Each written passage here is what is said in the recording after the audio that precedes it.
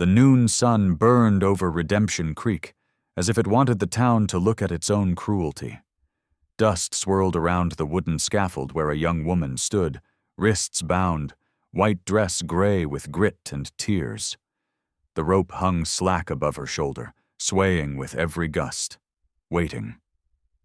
Sheriff Calder held the lever that would drop the plank, his palm slick inside the glove he hadn't taken off since dawn. The judge's orders were clear, sentence carried out before sundown.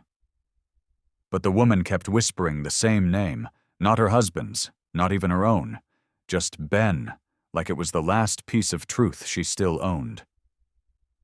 Behind the crowd, ranch hands muttered, mothers pulled children closer, and the preacher looked everywhere except the gallows.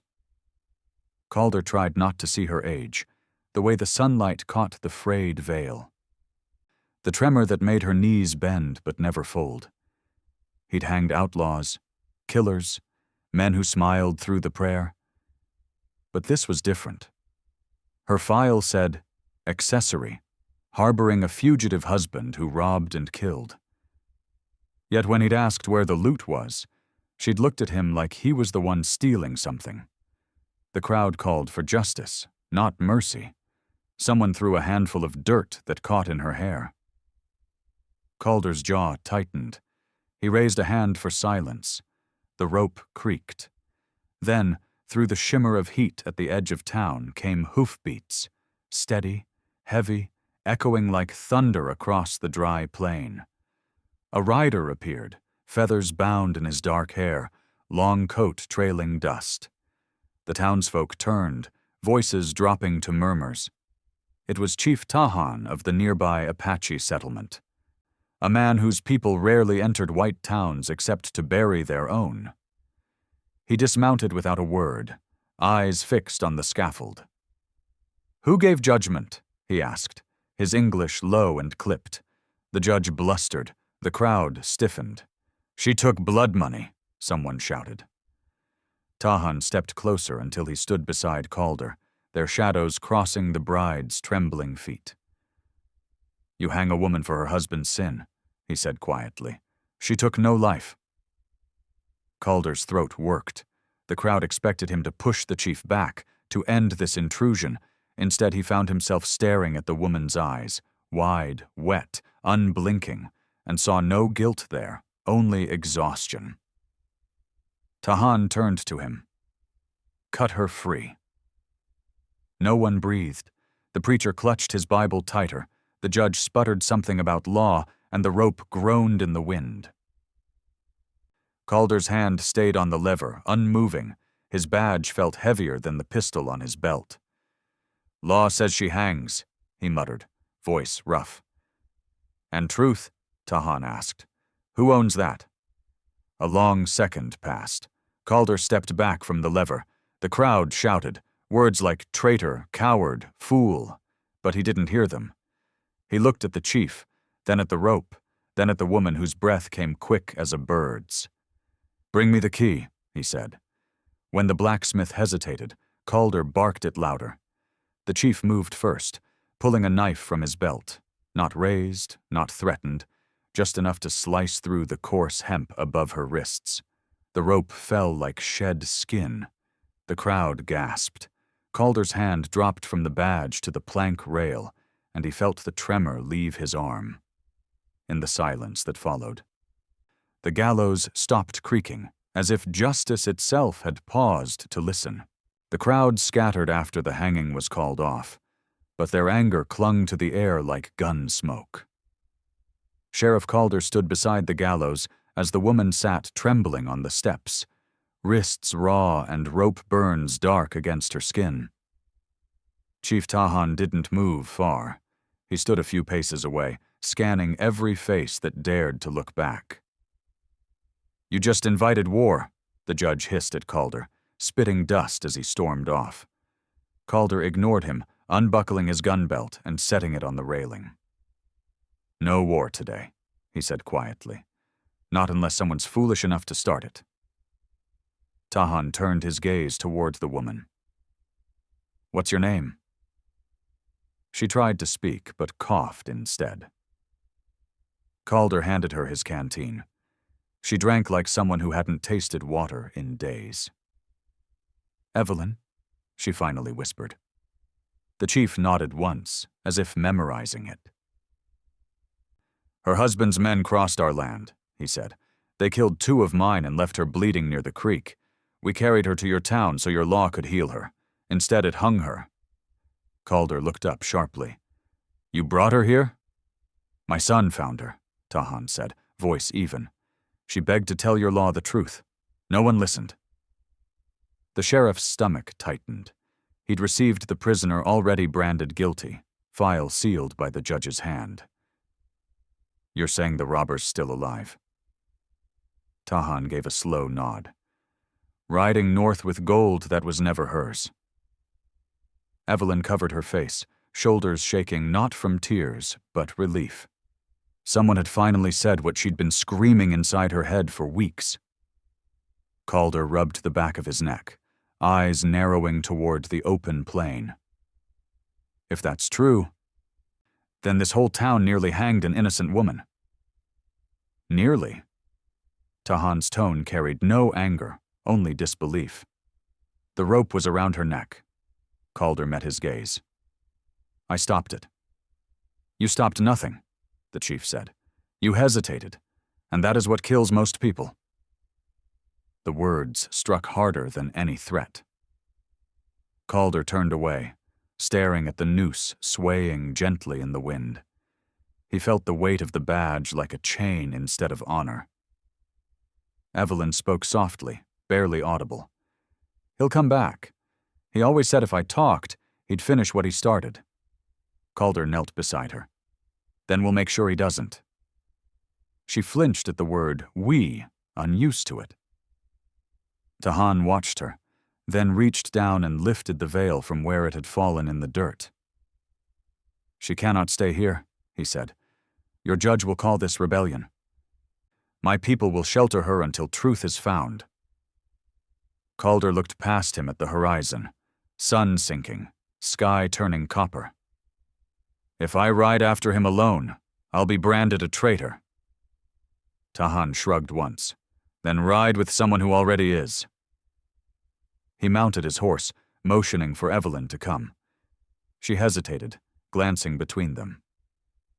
Calder exhaled slowly, fingers tracing the edge of his badge before tucking it into his pocket. "Chief," he said, stepping forward, "you find her justice, and I'll find the man who made her beg for it." Tahan's eyes met his. "Then you'll ride before dawn." The wind rose, lifting the dust, and for the first time all day the gallows stood empty beneath the dying light. Before the first light touched the mesa, the sound of horses broke the quiet outside Redemption Creek.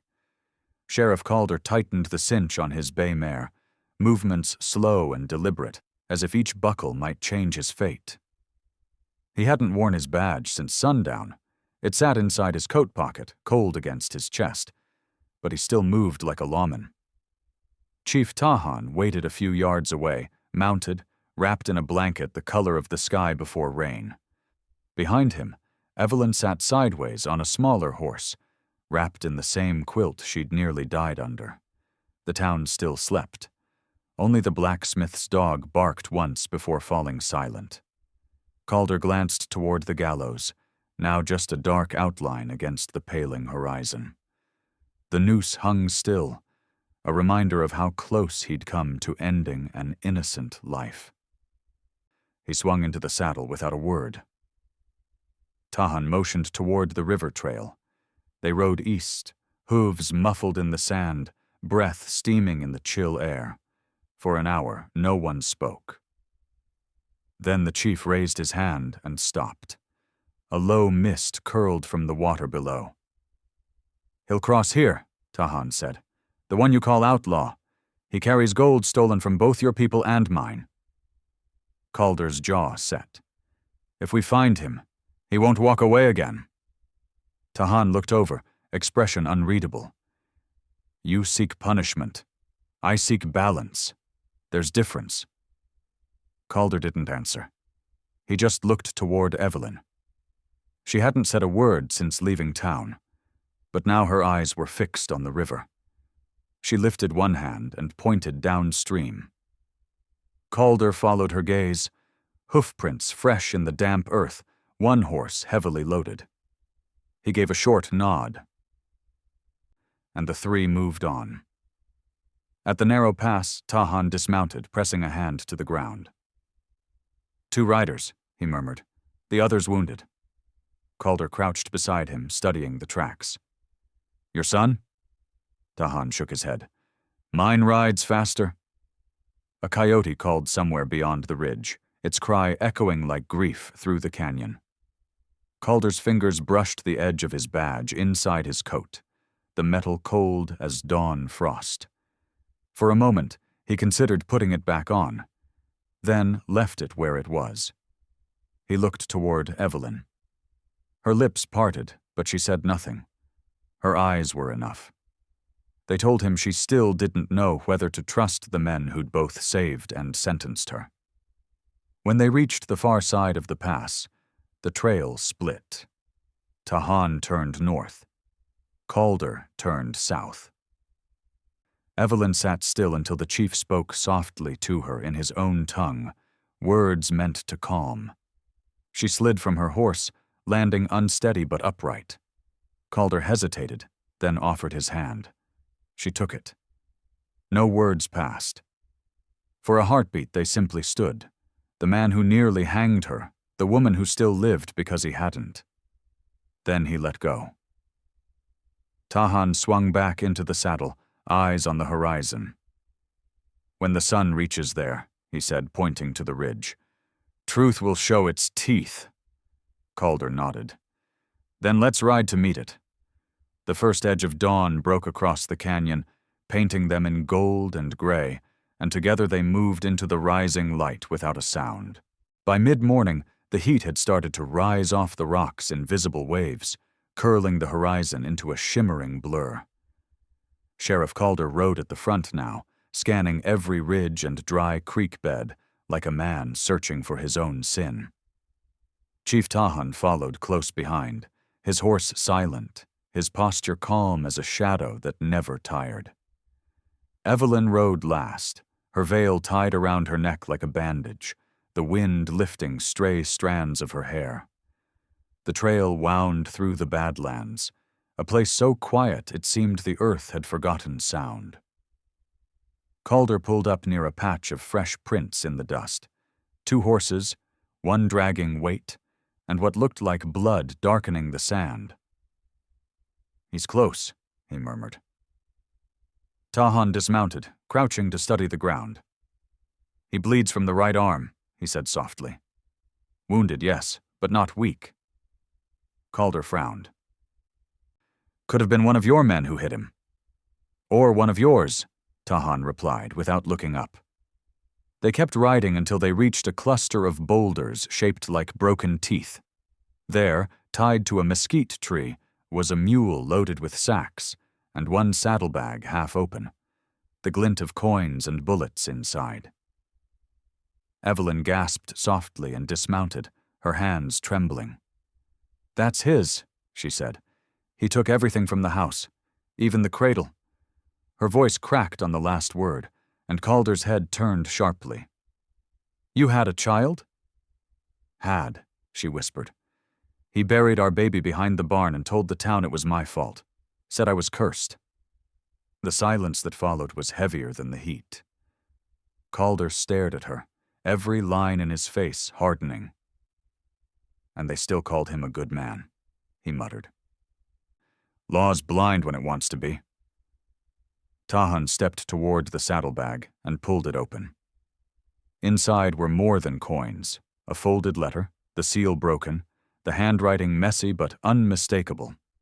He handed it to Calder. The sheriff read quickly, lips tightening.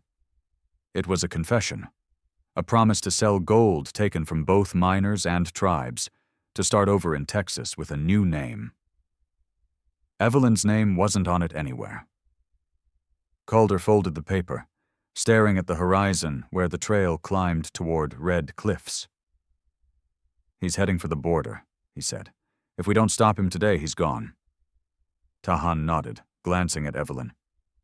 She rides with us. Calder looked doubtful. She's barely standing. She's stronger than both of us, the chief said, and she deserves to see what truth looks like when it's caught. Calder didn't argue. He handed her his canteen, mounted up, and spurred the horse forward. They rode until the land narrowed into a dry canyon where the wind sang through cracks like whispers. The air smelled of sweat and iron, the kind of scent that came before violence. Calder touched his coat pocket where the badge lay and murmured, "This time, law rides behind mercy." Tahan heard and gave no answer. Ahead, a vulture circled low. The trail was no longer just the outlaws. It was every man's path back to what he'd done. The canyon narrowed until the air itself felt trapped.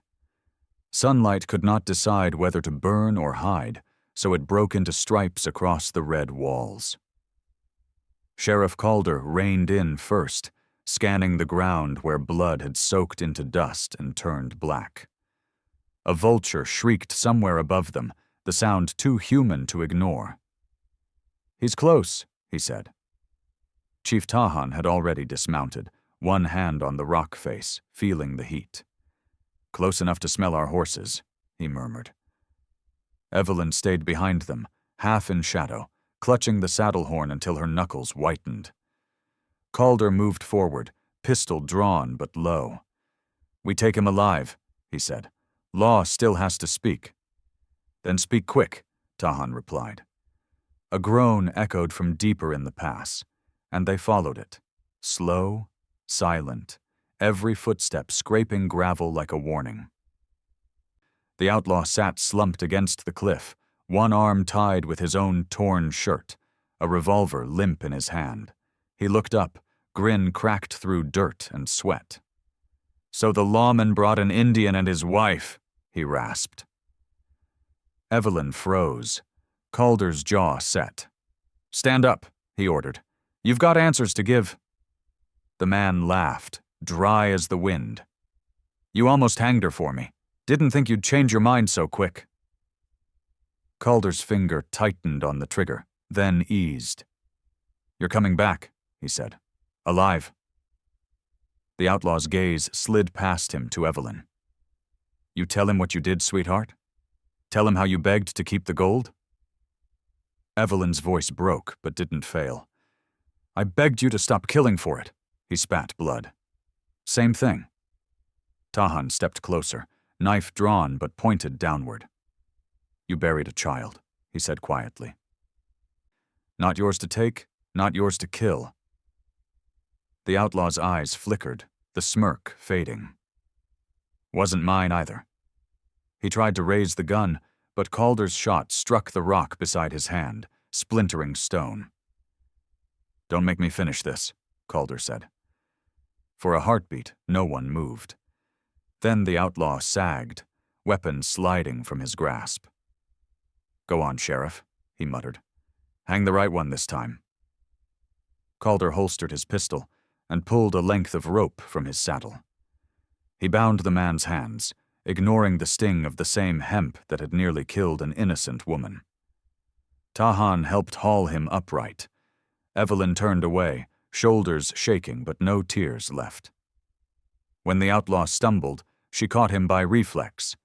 For one stunned moment, all three men saw it, the mercy no law could order. Calder met her eyes. "He'll stand before the judge," he said softly.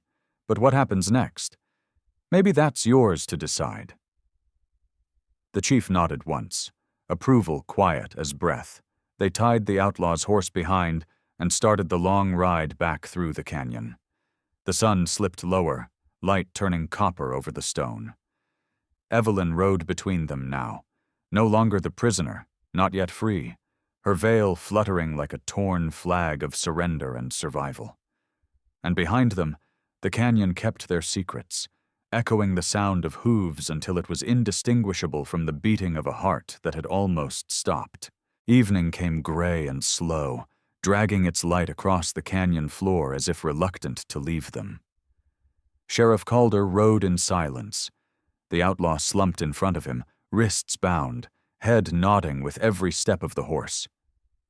Chief Tahan rode beside them, keeping pace without effort, eyes always moving, from the trail ahead to the woman behind.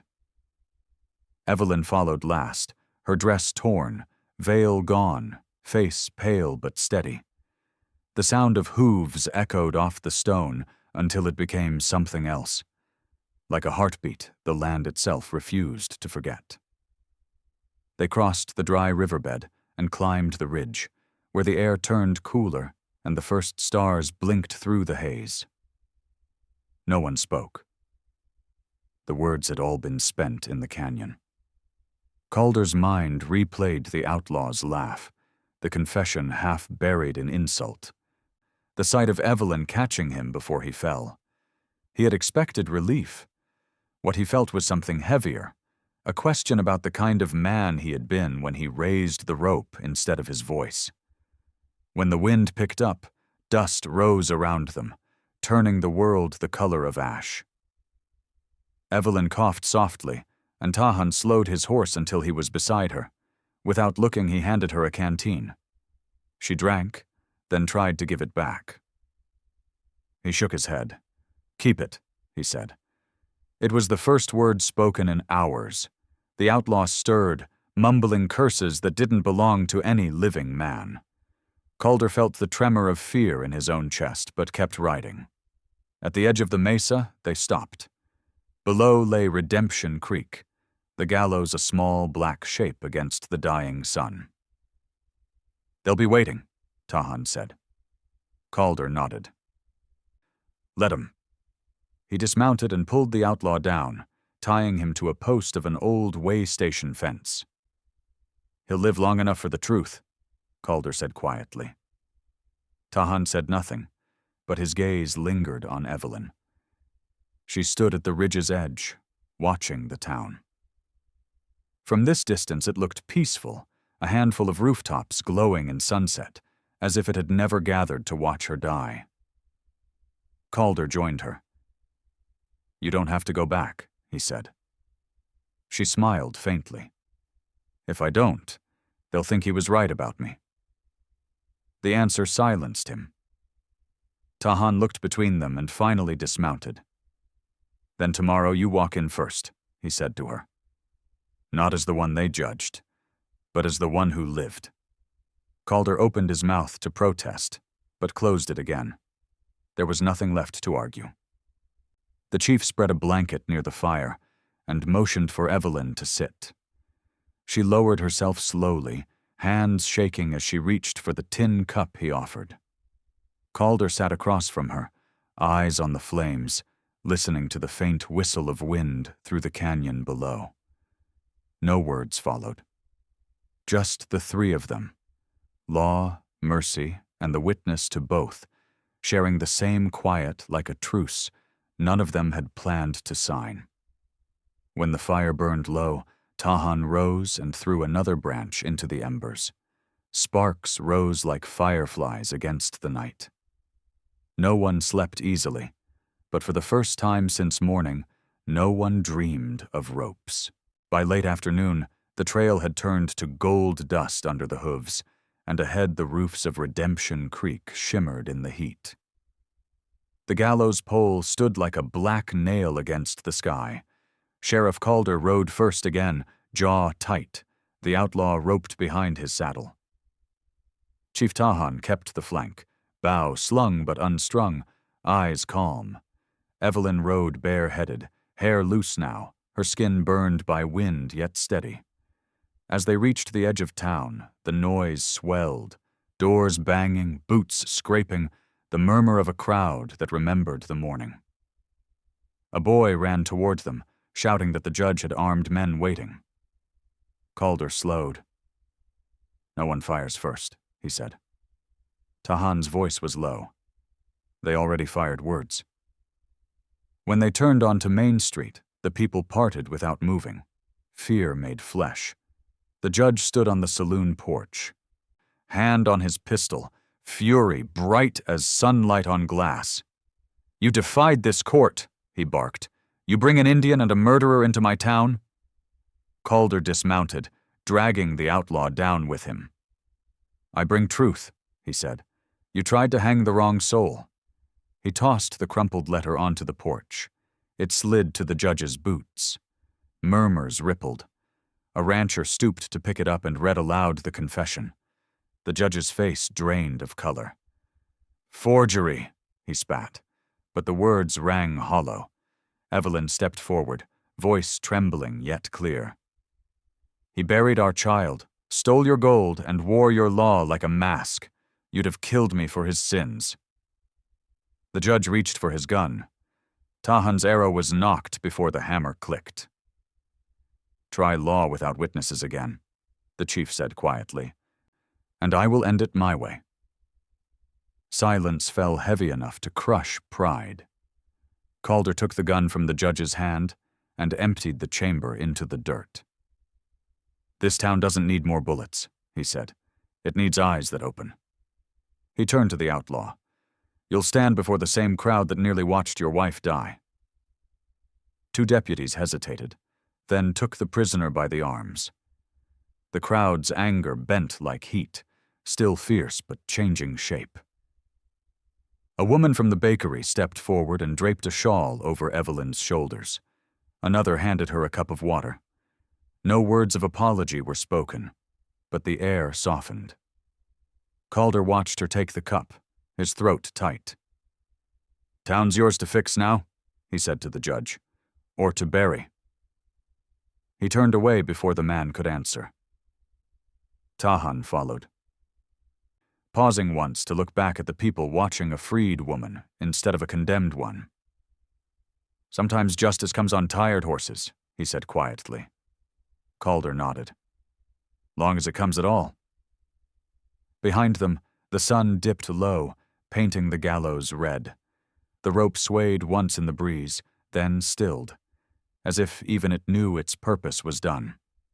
By the next morning, the town square was filled again, but this time there were no jeers, no laughter, only the restless shuffle of boots and the whisper of disbelief. The gallows still stood, though the noose now hung to the side like an unused question.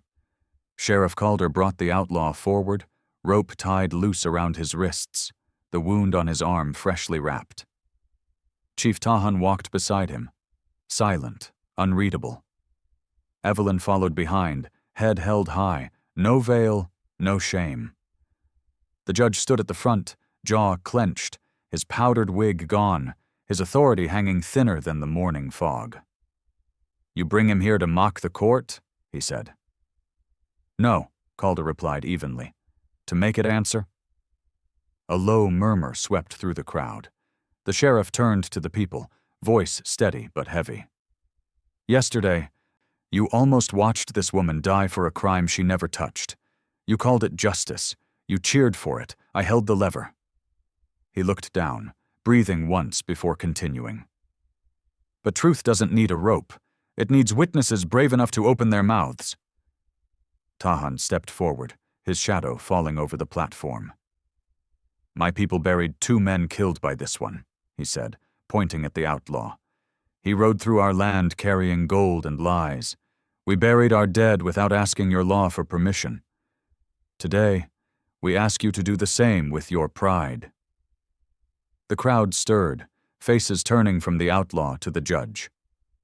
Evelyn spoke next, voice soft but clear. "He told me the rope would come for me before it ever came for him. He was almost right. But the world doesn't belong to men who hide behind fear." She looked at Calder then. And for the first time in weeks, the sheriff didn't look away. The judge tried to speak, but the blacksmith interrupted, shouting, "Enough speeches! We've seen the truth!" Others echoed him until the square filled with noise. Not rage this time, but release. Calder stepped toward the gallows, took hold of the rope, and with one sharp tug, ripped it free from the beam. It fell to the ground in a coiled heap. "Justice doesn't live here," he said. "It rides with whoever carries mercy longer than anger." The outlaw glared at him, voice cracked. "You can't just walk away, Sheriff. You hang me or I'll crawl till someone does. Calder met his eyes. You already hung yourself when you took what wasn't yours. He turned to Tahan. Take him. Your land, you're dead. End it how your people see fit. Tahan nodded once. We'll end it with burial. Not blood. He motioned to his men waiting beyond the square, and they led the outlaw away without struggle. When the dust settled, Calder faced the crowd again. We're done hanging the wrong souls, he said simply. The people didn't cheer this time. They only stood, as if learning to breathe again.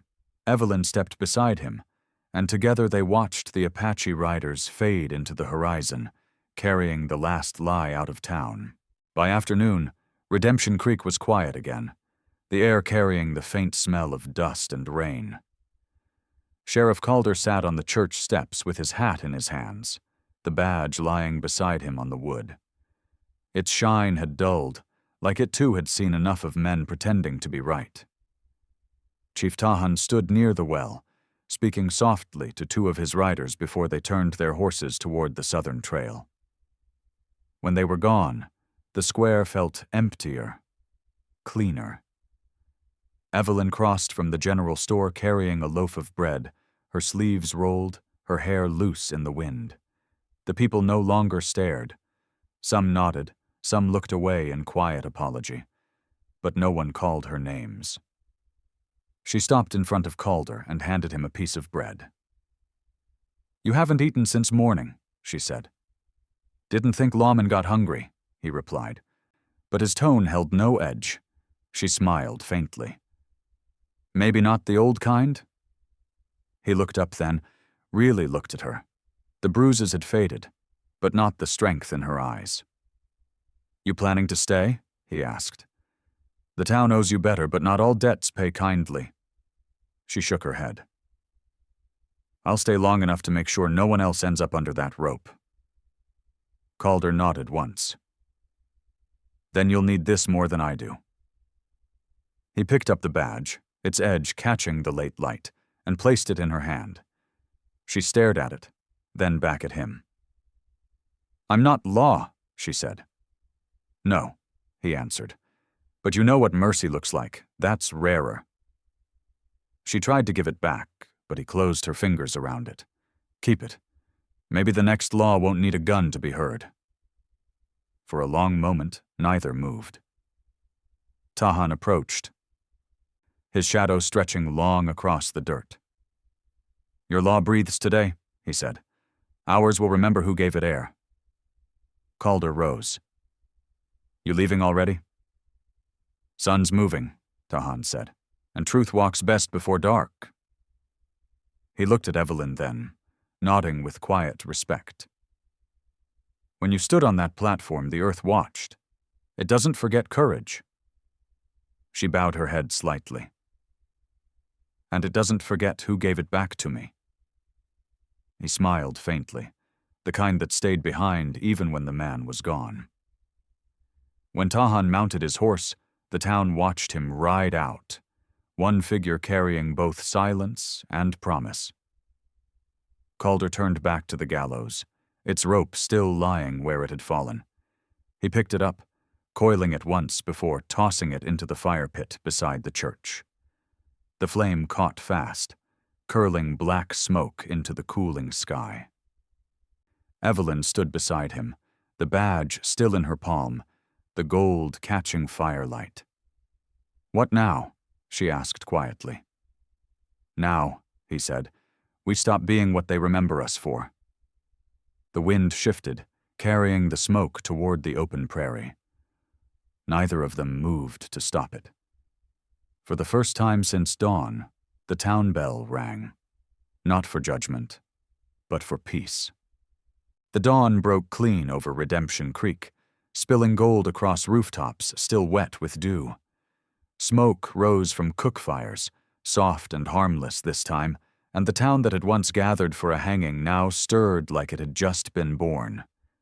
Sheriff Calder, or the man who used to be, stood outside the jailhouse, hands on the doorframe as if steadying himself between two lives. The sign above creaked in the breeze. The word law half faded, the rest claimed by sun.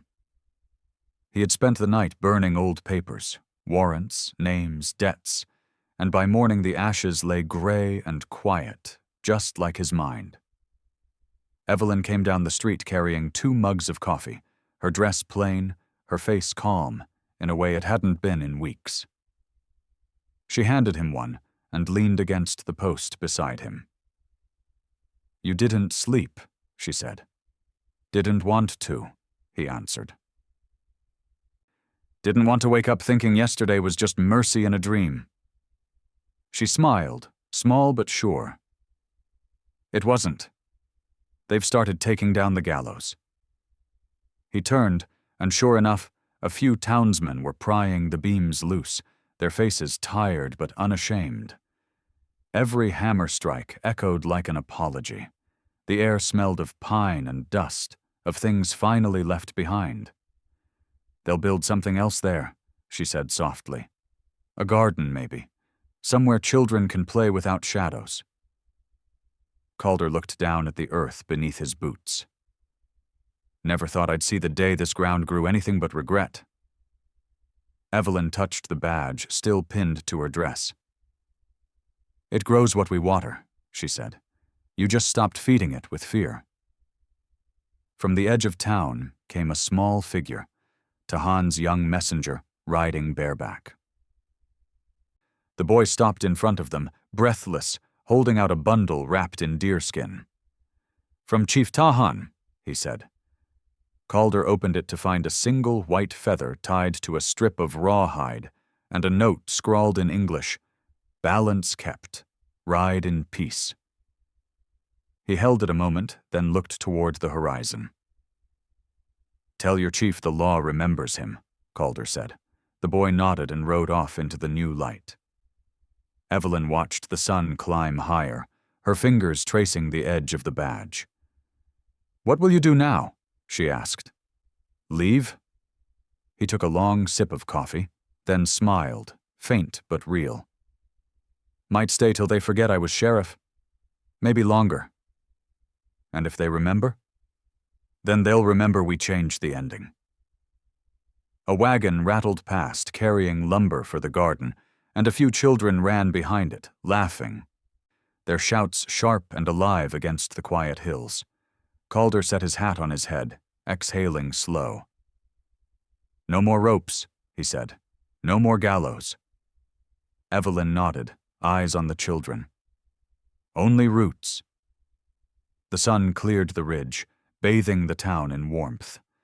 The badge gleamed once, then dulled again under her hand. Together they walked toward the square where the last beam fell, wood hitting earth not like punishment but like promise. And for the first time in years, Redemption Creek lived up to its name. Please like, share, and subscribe to support more true-hearted stories on Stories Left Behind. If you had stood in Redemption Creek that morning, would you have cut the rope or turned away like the crowd? Tell us in the comments.